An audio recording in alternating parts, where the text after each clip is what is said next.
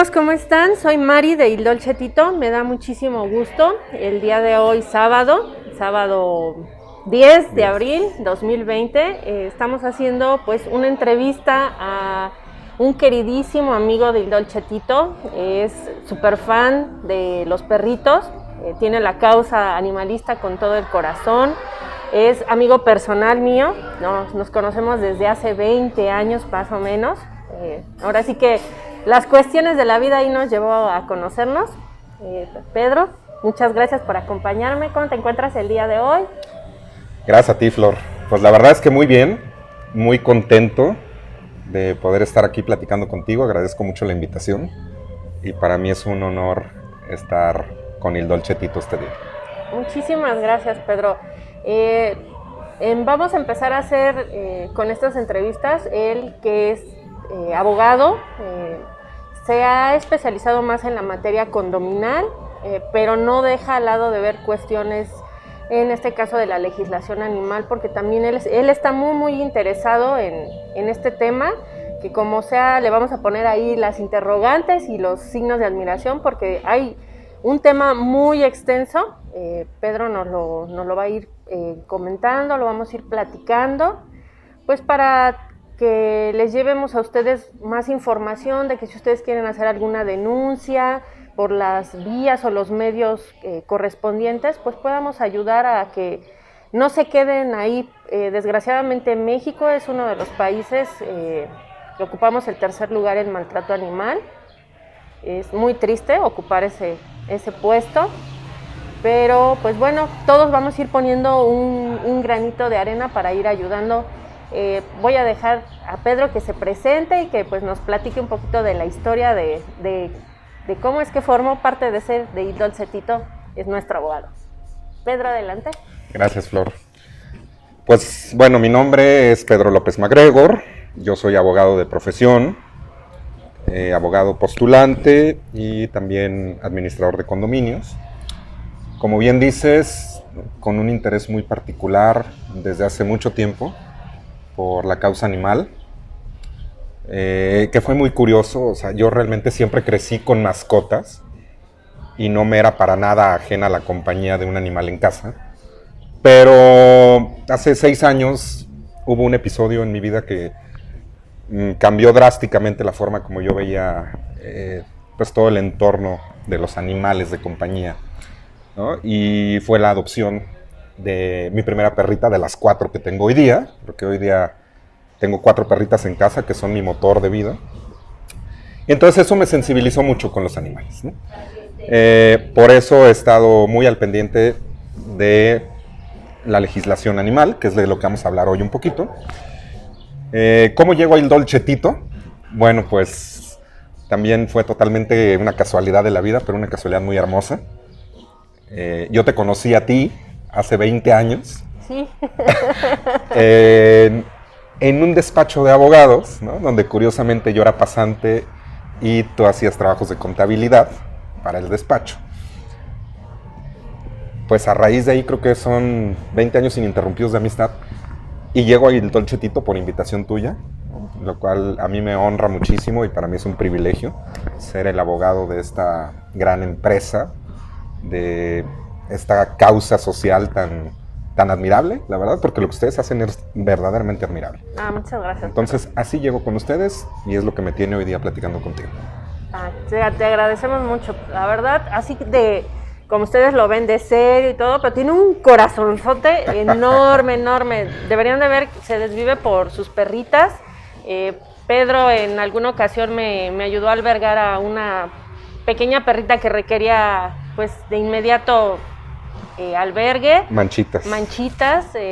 Todavía ahí como que se nos fomentó más el aprecio el uno al otro, porque pues ustedes lo saben, es súper difícil tener animalitos en casa, y sobre todo él, que su profesión es tan absorbente, pero aún así él se ha dado así el tiempo, el espacio, el cariño, y pues la verdad se lo agradezco muchísimo. Es la verdad de las personas que se cuentan con los dedos, porque tiene de verdad, no se los niego, un enorme corazón y tiene sobre todo una ética profesional intachable. Yo la verdad lo admiro mucho precisamente por eso forma parte de Il Dolce Tito, porque en esta empresa escogemos a las personas que tienen el enorme corazón, pero que sobre todo tenemos la misma idea de ir avanzando para poder ir ayudando a los que más lo requieren. Pues Pedro, te cedo el micrófono para que tú nos puedas platicar con respecto al maltrato animal, qué vías hay, se pueden hacer denuncias, cómo les podemos ir ayudando y pues bueno, posteriormente nosotros les ayudaremos mandándole los canales correspondientes y escuchamos a Pedro. Gracias, mi querida Flor. Pues mira, valdría la pena hacer un poquito de historia, remontarnos a los antecedentes para poder entender contextualmente el maltrato animal, ¿no? El maltrato animal, también conocido como abuso animal o como crueldad animal.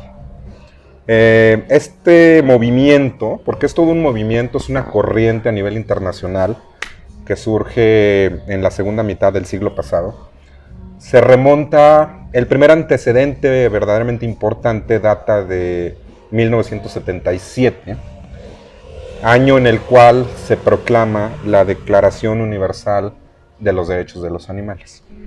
Y es el primer documento conocido que verdaderamente tiene un contenido protector de los animales.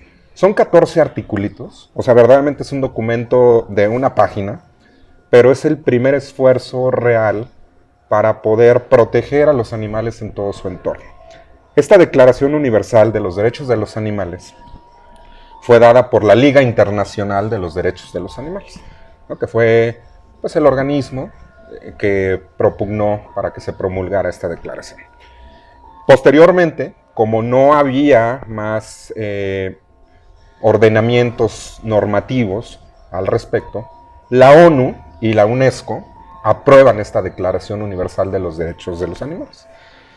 Y a partir de ahí, estamos hablando ya prácticamente de los años 80, se viene generando toda una oleada de una concepción verdaderamente a nivel mundial de cuidado y de protección a los animales. Y ese digamos que es un parteaguas hasta el día de hoy, hasta el 2021.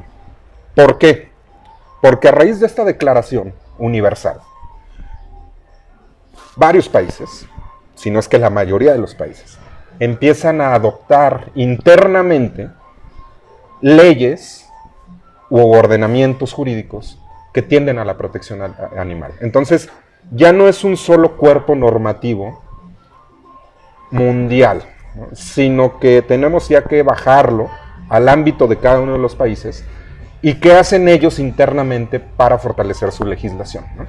Y entonces se crean bloques al final del día que concentran verdaderamente las normas fundantes, las normas principales de protección animal, como por ejemplo el bloque europeo, ¿no? Europa está muy avanzada, Europa va de avanzada con estos temas, porque los países principalmente de Europa Occidental se han preocupado bastante por proteger los derechos de los animales, ¿no? Y ahorita más adelante vamos a entrar a una cuestión que es muy debatida, ¿no?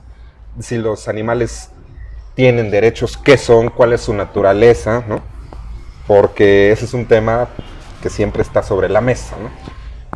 Pero te comentaba, Europa es líder en esto y Estados Unidos. Estados Unidos es un país que también en el contexto americano lidera básicamente estos esfuerzos. México no se queda atrás, ¿eh? Y ahorita vamos a entrar también al caso particular de México, que es el que nos importa. Pero verdaderamente en México se han hecho trabajos muy loables para fortalecer la legislación de protección animal. Entonces, bueno, ese es el contexto. Te estoy planteando básicamente el escenario para poder entender de dónde derivan las normas que hoy día aplicamos para proteger a los animales. Luego, en nuestra legislación interna, ya hablando de México, el caso particular, hasta hace algunos años estábamos todavía muy incipientes en la cuestión de la protección animal. Las primeras leyes que empiezan a incorporar normas tendentes a proteger a los animales son leyes federales. En el ámbito federal tenemos la Ley General de Equilibrio Ecológico y Protección al Ambiente, que empieza a insertar en su contenido normas protectoras de los animales. La Ley General de Vida Silvestre, que también, obviamente, en el ámbito de la fauna silvestre, pero también empieza a proteger a los animales. Y la Ley Federal de Sanidad Animal, que también es en un contexto de inocuidad, ¿no? Y mucho enfocada hacia los animales para consumo humano, ¿no? Para la alimentación del ser humano. Pero si tú englobas esos tres ordenamientos jurídicos, digamos que en México son los primeros antecedentes que tenemos de la protección animal. Y eso es a nivel federal, porque cada una de las entidades federativas no le daban importancia al tema. Sí, como entonces, que lo veían algo inferior. Al final de cuentas es la palabra que todos dicen, es un animal. Exactamente, es un animal. Digo, hay temas más importantes, ¿no? En la concepción de la gente a veces. Y entonces no estaba en la lista de prioridades, claro.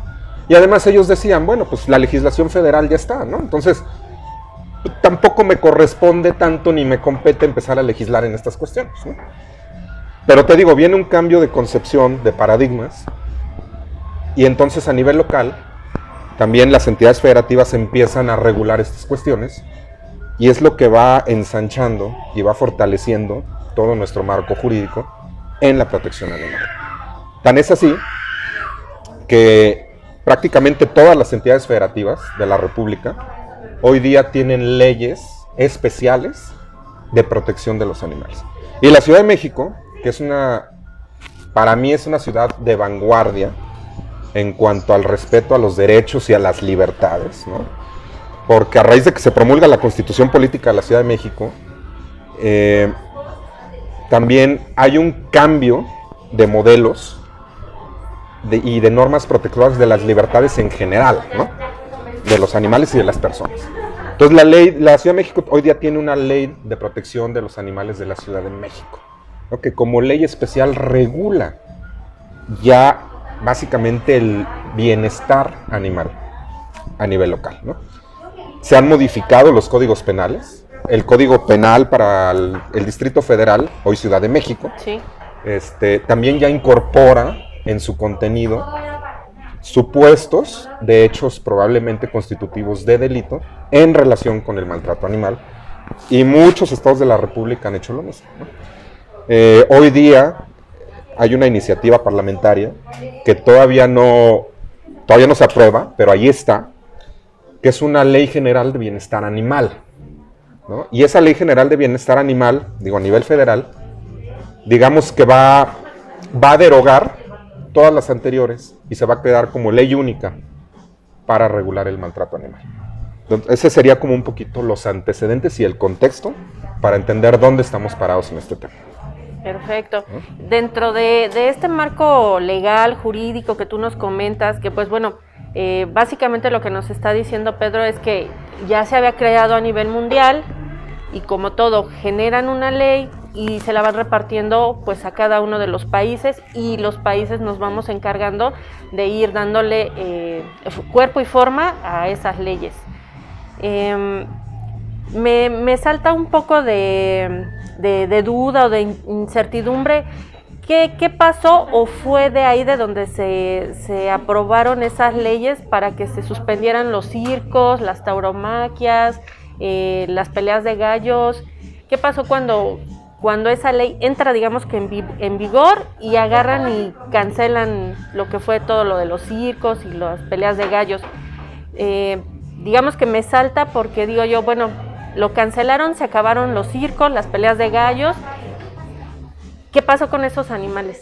¿Para dónde se fueron? ¿O ahí también quedamos en esa parte de que sí se genera el de ya no hay maltrato animal, porque así lo manejamos, de que hubiera circos, pero entonces, ¿a dónde se quedaron todos esos animalitos?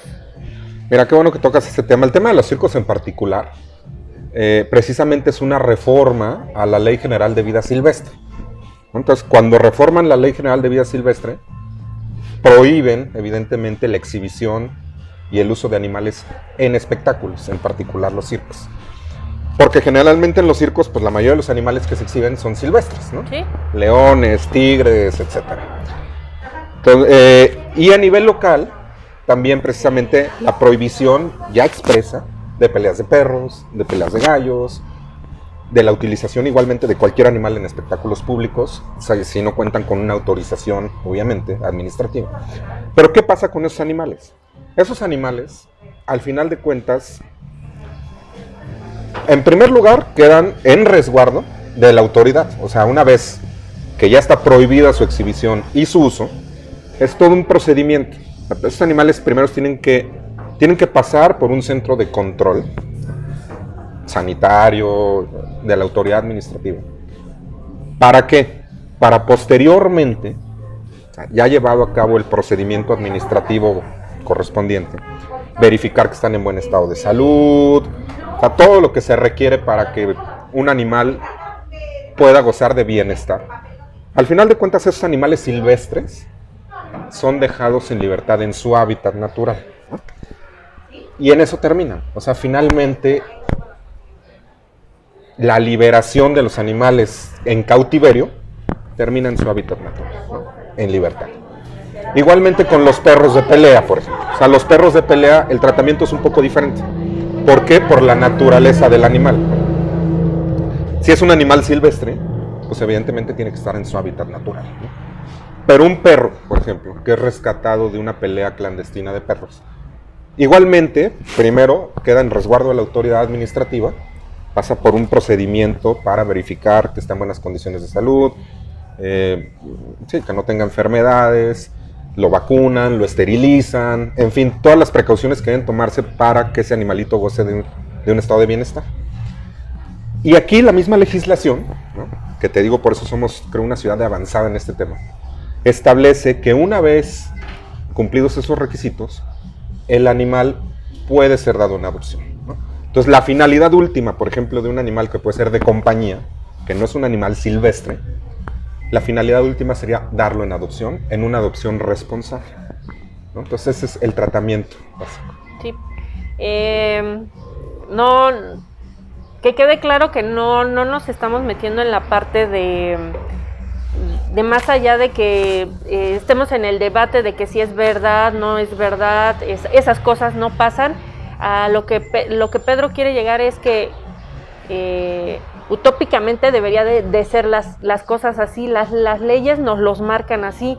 En la parte de fondo de esta situación, pues bueno, desgraciadamente nosotros sabemos y conocemos casos que no se han derivado a eso. Es muy difícil, por ejemplo, aquí en México, que había circos, dejar en su hábitat natural a un león, porque pues obviamente no estamos ni en África como para poderlos liberar, o los tigres. Desgraciadamente esa es la parte que como sociedad desconocemos y que no lo podemos ver completamente si se ha llegado a esa parte. Pedro también nos habla con respecto de los perros que se ocuparon para peleas callejeras. No estamos hablando ni tipificando solamente una raza, porque a veces puede ser un perro mestizo que lo hicieron súper agresivo y es un perro completamente difícil para poder dar en adopción. Nosotros lo hemos visto, lo sabemos, es complicado, pero esa es la parte que las leyes nos están otorgando para que nosotros pudiéramos llevar a cabo todo ese proceso. Yo creo que esa sería el punto medular para poder llegar en un momento. Hemos ido avanzando, como dice Pedro, sí, pero todavía nos falta mucho camino por andar. Déjame contarte rapidísimamente la mejor de mis anécdotas. Y pues se refiere a lo que tú estás comentando, ¿no? Cómo termina un animal después de que ha sido utilizado y exhibido en este tipo de espectáculos, ¿no? O de eventos. De mis 4 perritas, la primera que llegó conmigo fue Renata. Y a Renata, precisamente, tuve la oportunidad de rescatarla de un antirrábico. Yo, bueno, por ahí alguien me dijo que estaba en un antirrábico, me mandó una foto. Y era verdaderamente, cuando yo vi la foto, era verdaderamente triste verla, porque pues de entrada no tenía un ojo, y se veía maltratada, etc. Literalmente no tenía un globo ocular, ¿no? Y bueno, después me dicen que esta perrita había sido utilizada como sparring en peleas clandestinas de perros, porque es una pitbull cruzada con bull terrier. Y entonces la utilizaban para las peleas clandestinas de perros y además para reproducirse y generar más crías para las peleas clandestinas de perros. Renata estaba a 24 horas de ser sacrificada, porque evidentemente también eso se da muchísimo. Los llevan a centros de control, antirrábicos, lo que sea. Y pues tienes que controlar también la sobrepoblación, ¿no? De perros o de gatos o de animales. Son tantos los animales que están en una situación de abandono y de maltrato, que a veces los procedimientos eutanásicos, también cuando ya traen lesiones, enfermedades, pues es lo recomendable, ¿no? Digo, es una práctica, muchos la cuestionarán, que puede ser válida o no, cuando son procedimientos que no le ocasionan ningún sufrimiento al animal y que al contrario, le evitan angustia y dolor, ¿no? Claro. Pero bueno, el caso de Renata era ese, al día siguiente iba a ser sacrificada. Ella ya estaba programada para ser sacrificada, por todo lo que traía de las peleas de perros, que no tenía un ojo, etc. Entonces, llegamos, y en ese momento la adoptamos, nos la dan en adopción, la llevo a casa, e independientemente de la vida que ella haya vivido, ¿no? Que de suyo era bastante cruel, pero yo te puedo decir que hoy Renata es la perra más agradecida, más amorosa, la más leal, y es una fiel compañía que siempre está ahí, y que independientemente que no ve, ¿no? Ya siempre está con una sonrisa, porque literal el semblante de los animales es muy expresivo, ¿no? Sí. Entonces, son ese tipo de casos donde a lo mejor los animales vienen de circunstancias vulnerables, ¿no? De entornos no favorables, pero finalmente, por ejemplo, el tema de la adopción es la mejor alternativa, y la misma ley lo prevé. O sea, si los puedes dar en adopción, búscales un hogar donde realmente puedas reinsertar al animal, ¿no? En condiciones totalmente diferentes a las que estaban viviendo anteriormente. Pues ahí está, amigos, lo que siempre decimos, bríndales un hogar a aquellos animalitos que más lo requieren. Yo creo que el agradecimiento de los animales es incomparable, no tiene precio. Ya se los platicó Pedro, y como Pedro lo dice bien, los animales te regalan el agradecimiento porque venía de una vida cruel, horrible, no, la verdad no me lo puedo imaginar, no lo quisiera ni vivir. Aparte venía dañada de salud y aún así le demostró y le sigue dando todo su amor a Pedro.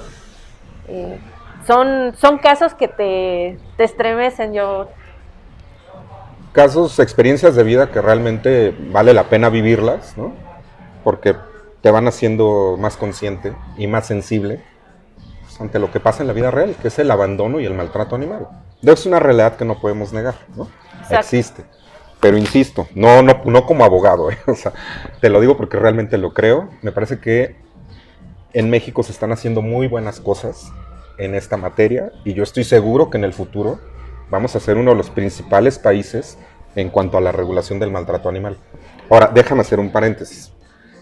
Un tema que es causa de mucha polémica. ¿Cuál es la naturaleza jurídica de los animales? Porque yo de repente, también a veces como abogado, en pláticas o en charlas, me encuentro con la molestia de la gente cuando tú dices que los animales son cosas. Oye, entonces todos los animalistas brincan y te dicen, ¿cómo puedes decir que son cosas, no? Eres un insensible, ¿no? Y ahí hay que matizar, ¿no? Claro. Por eso el derecho siempre está en todos los ámbitos de la vida, ¿no? Porque hay que matizar. Para el ámbito del derecho civil, por ejemplo, estrictamente el derecho civil, un animal es un bien mueble, ¿no? O sea, su naturaleza es esa. Pero fuera del derecho civil, ya si lo vemos en un contexto de regulación general, ¿no? Jurídicamente hablando, los animales están protegidos como seres vivos, no humanos, pero sí seres vivos. Entonces, no es nada más decir, es que los animales son cosas.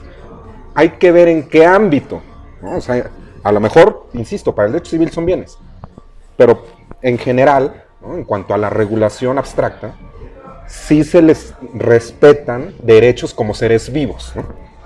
Y la definición, por ejemplo, que te da de animal, la Ley de Protección a los Animales de la Ciudad de México, es muy ilustrativa, ¿no?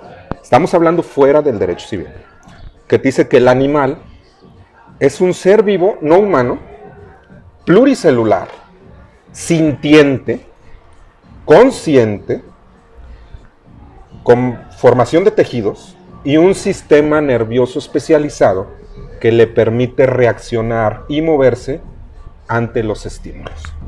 O sea, esa es la definición que la ley te da de animal, y está claro, es un ser vivo, sintiente, siente, y que merece obviamente protección y respeto. Entonces es muy importante a veces hacer esta distinción para que la gente también entienda y contextualice correctamente las cosas, ¿no? No son cosas como tal, para ciertas regulaciones en ciertos ámbitos son bienes, pero el animal evidentemente tiene derechos como ser vivo. Claro, claro. Esa es una de las partes importantes que nosotros siempre tenemos que estar preparados, leer, informarnos. Por eso estamos haciendo también parte de esta entrevista, porque muchas veces nos molestamos, no sabemos al 100% en la interpretación de las leyes. Yo creo que no es ni el 100, o sea, estamos muy cortos. Es importante saber el conocimiento de este tipo de situaciones. No sé cómo tú lo veas de esta forma, Pedro, si estamos muy lejos de llegar a ser una de las ciudades, como tú lo mencionaste desde un principio, que lleguemos a la vanguardia de poder ser completamente proteccionistas de los animales, porque obviamente tenemos bien especificado que, bueno, tu mascota, tu compañero de casa, pero ¿qué pasa con aquellos animales que están en calle? Hemos visto que en muchas alcaldías de la ciudad, pues es raro ya ver un perrito callejero. Yo creo que te tienes que ir a las colonias circundantes para empezar a ver que hay mucho perro abandonado. Esa parte o ese punto sería importante ver que la regulación de todos esos animales callejeros ya le van perteneciendo a cada alcaldía. Sí, por supuesto. La misma legislación establece esa distribución de competencias, ¿no? Si bien es una ley local, porque en materia de facultades y de atribuciones le corresponde al Congreso local legislar al respecto, pero hay una distribución de competencias dada por la ley hacia las alcaldías, que precisamente tienen centros de control. O sea, cada alcaldía tiene sus centros de control canino, felino, ¿no? Antirrábicos, etc. Y entonces la ley le otorga, al mismo tiempo que la facultad, la obligación a cada alcaldía de fortalecer sus estructuras para precisamente el control de la población animal que está en calle, ¿no?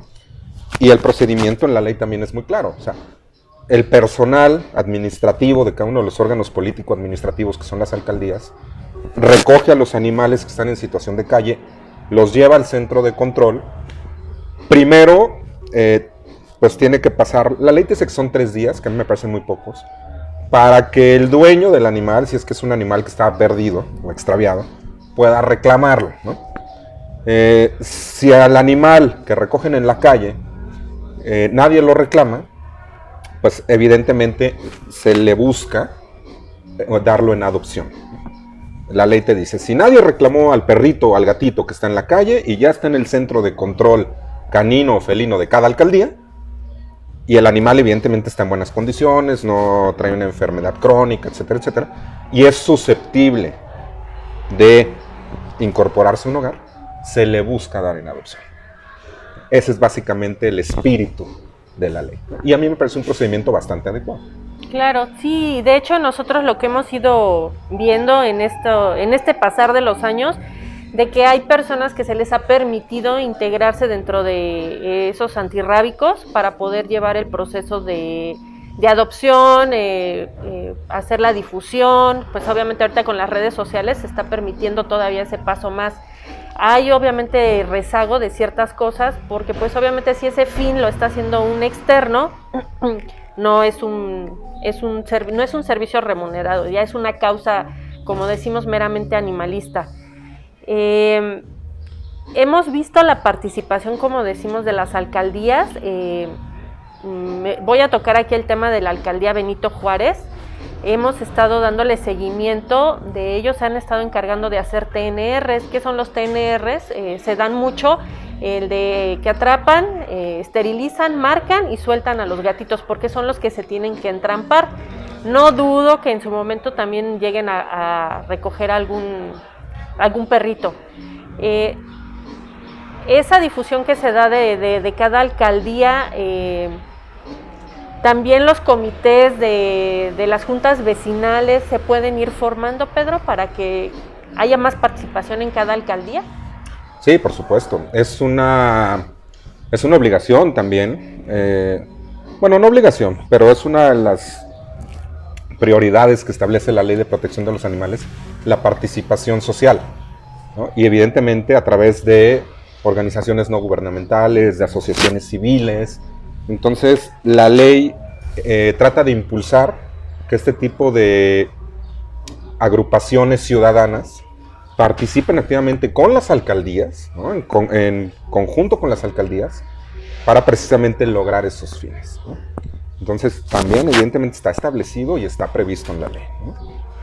Eso es muy padre. Si ustedes pueden, acérquense a su alcaldía, acérquense con el jefe de la manzana.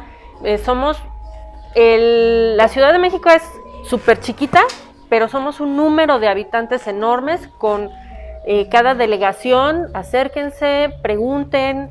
Sería súper padre que no nada más se llegue a tocar el tema de la alcaldía Benito Juárez, que es la que se le ha dado más difusión. Estoy segura que algunas más alcaldías hacen ese trabajo con el apoyo de la gente, pero si ustedes pueden sumarse a pedir el apoyo y poder hacer la esterilización, pues estaría súper padre, porque pues también nosotros apoyamos ahí a que no haya el maltrato animal, porque al final del día también dejar que se reproduzcan y se reproduzcan también es una forma de maltrato animal.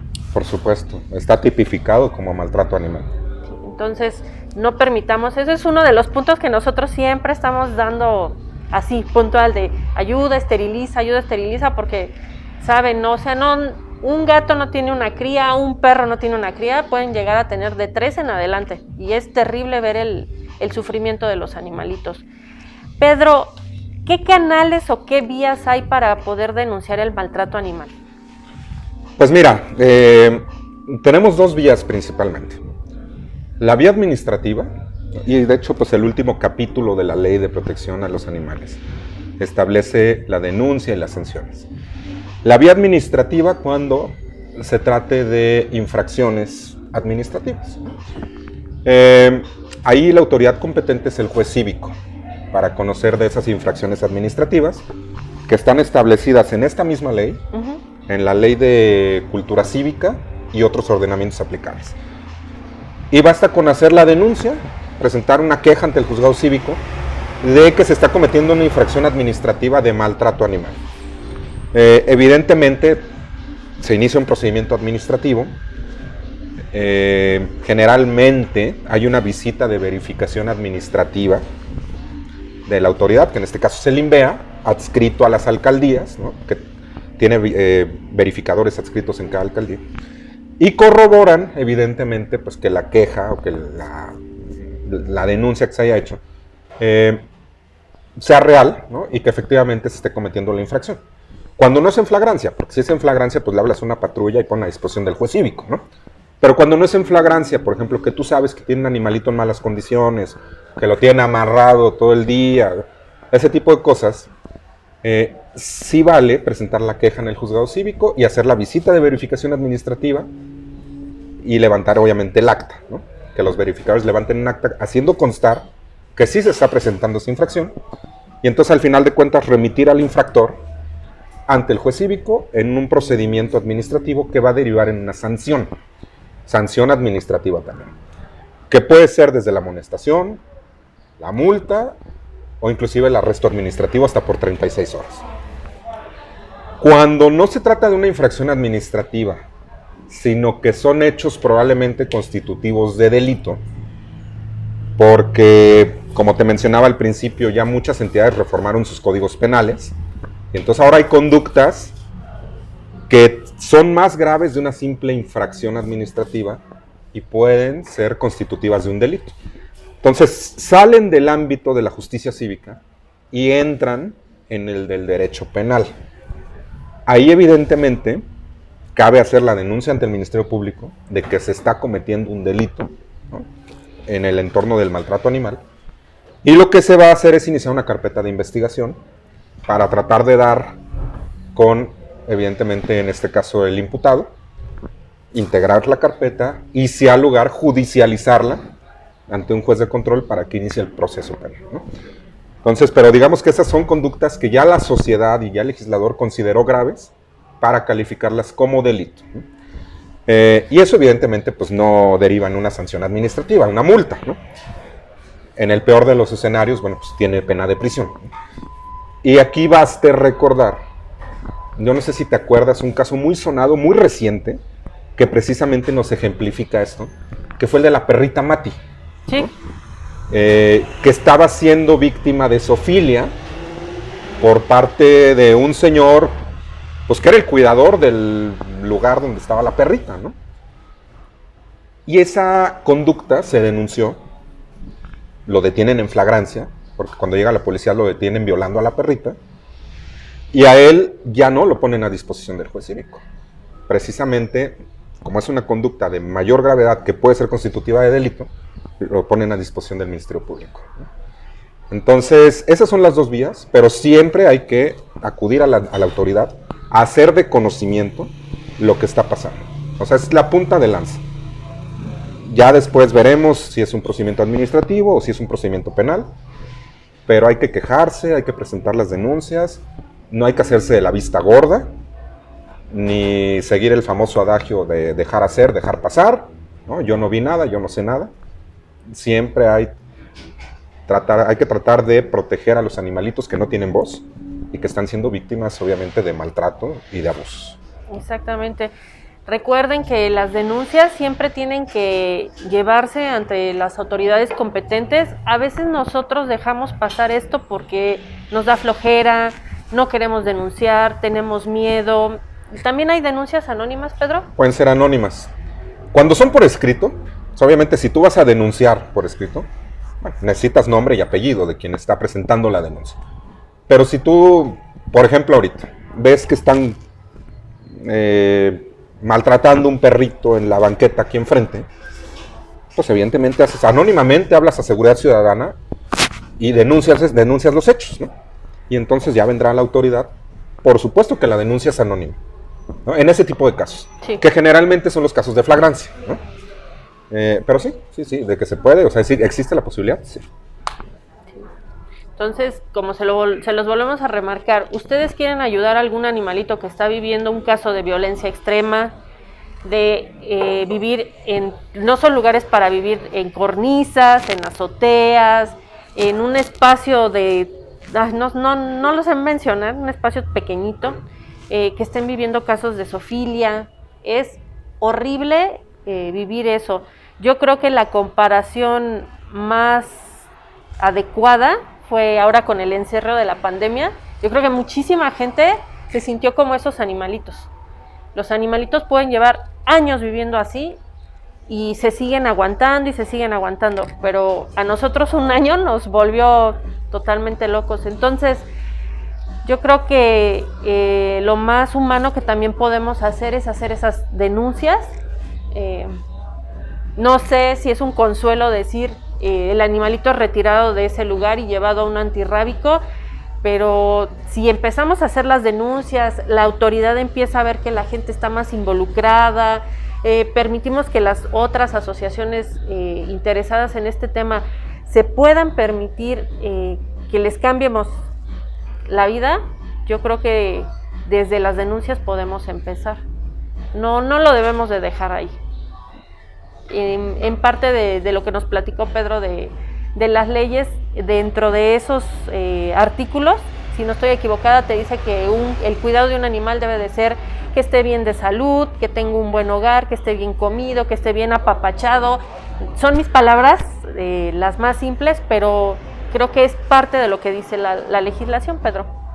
Sí, la legislación básicamente sigue como directriz lo que le llaman las 5 libertades de los animales, ¿no? Que es el concepto matriz, el concepto general. Y evidentemente pues es la libertad a gozar de un ambiente sano, a no estar deshidratado, a estar bien alimentado, a desenvolverse conforme a su naturaleza y sus instintos, ¿no? Sin modificarlos. Entonces, esas 5 libertades de los animales son las que básicamente se desglosan y se desarrollan en la ley y que al final de cuentas derivan en el concepto final, que es bienestar animal. O sea, el bienestar animal engloba todas las condiciones de salud, alimentarias, de vivienda, de cuidados, todas las condiciones para que un animal pueda desarrollarse a plenitud, ¿no? Entonces, esa es la estructura legal que tenemos. Muy bien, Pedro. No quiero cerrar esta plática porque seguramente vamos a tener muchas dudas en un futuro y pues si Pedro nos lo permite y también su agenda nos hace por ahí un cachito con respecto a las dudas, preguntas que se vayan dando, volveremos a hacer una plática y pues bueno, tocaríamos esas preguntas. Antes de permitirte que expreses algo más, Pedro, no me quiero ir sin preguntarte. Hemos visto casos, o los hemos leído, en Brasil hubo por ahí un caso muy sonado de que a una gatita callejera le permitieron, bajo un juicio, que tuviera libre acceso a todo el centro comercial. ¿Aquí en México es posible que un animalito tenga un abogado propio para alguna causa o todavía estamos lejos de ese tipo de situaciones? No, estamos lejísimos. O sea, yo realmente te diría que no, bajo el sistema jurídico mexicano, un animal nunca va a tener personalidad jurídica. O sea, ese es un concepto básico. Ya decíamos, se reconocen como seres vivos, que sienten, que tienen derechos, por su naturaleza de ser vivo, pero jamás un animal va a tener personalidad jurídica. Entonces, eso evidentemente descartaría por completo la idea de que un animal pudiera promover ante alguna autoridad. Si en ese caso alguien quisiera promover algún derecho de un callejerito, ¿tendría que ser la personalidad jurídica de una persona? O sea, perdón, se escucha así redundante, pero tendría yo que ser la vía legal para ese animalito, para permitirle estar en un lugar. ¿Se podría hacer esa parte? Solamente una persona, física o moral, pero al final de cuentas persona, para efectos jurídicos, puede accionar precisamente. Nada más las personas pueden accionar. Ahora, se puede dar, por ejemplo, el caso, y esto es plenamente válido jurídicamente hablando, de ONGs o asociaciones civiles, por ejemplo, que su objeto principal es la protección animal, ¿no? Claro. Y entonces ellos siempre están tratando de promover el respeto a los animales. Y que esa persona moral, esa AC o esa ONG, con un interés legítimo, pueda ejercitar una acción ante una autoridad para la protección de los animales. Eso sí, ¿no? Pero evidentemente es una persona, claro, ejercitando una acción por un interés legítimo, ¿no? Y el interés legítimo, evidentemente, pues es el respeto a los derechos de los animales, ¿no? Entonces, ese sería como el esquema jurídico para tratar de llegar a esos fines, ¿no? Pero el animal como tal, pues no. No lo tiene. Bueno, no me quería ir sin esa pregunta porque sí se me hizo muy curioso saber eso de que, pues bueno, en Brasil ganó ese juicio esa gatita.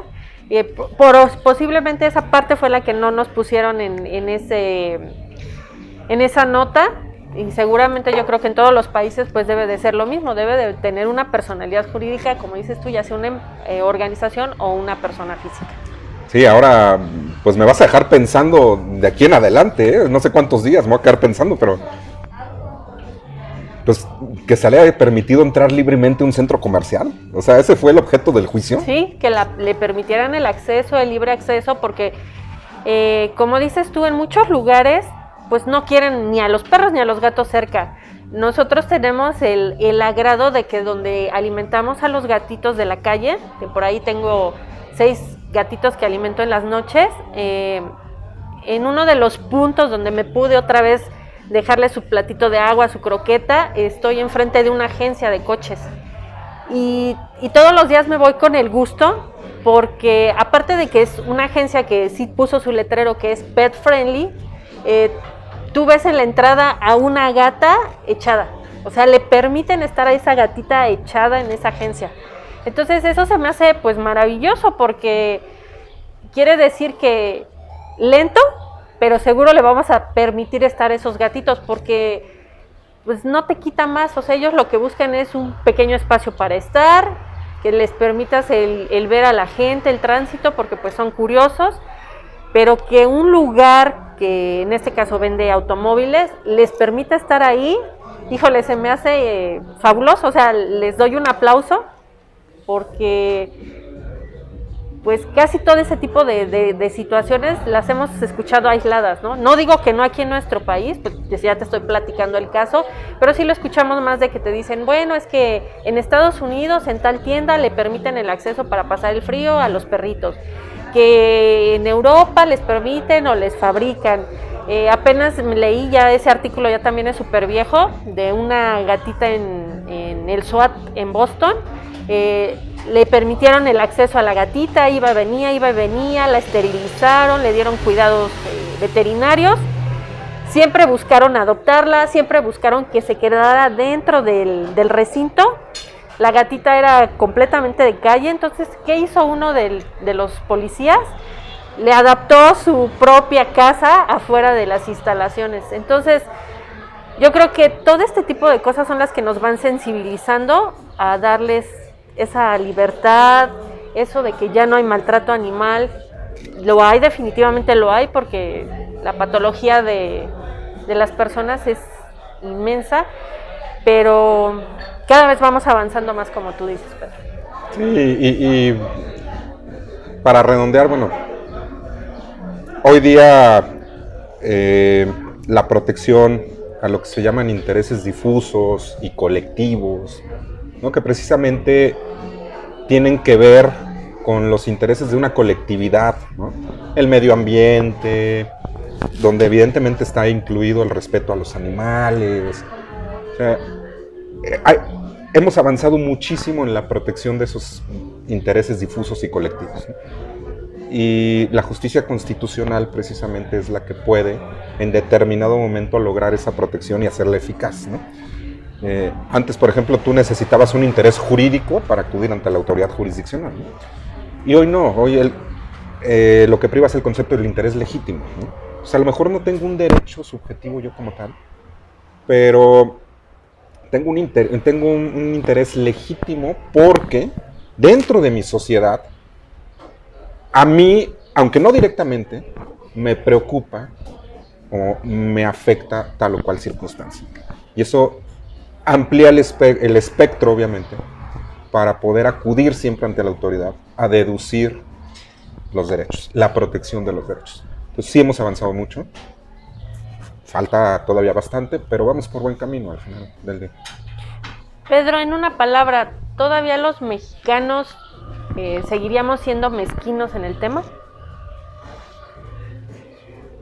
En términos generales, sí, porque somos un país de 120 millones de habitantes, pero, como te digo, me parece que vamos muy bien encarrilados, vamos muy bien encauzados.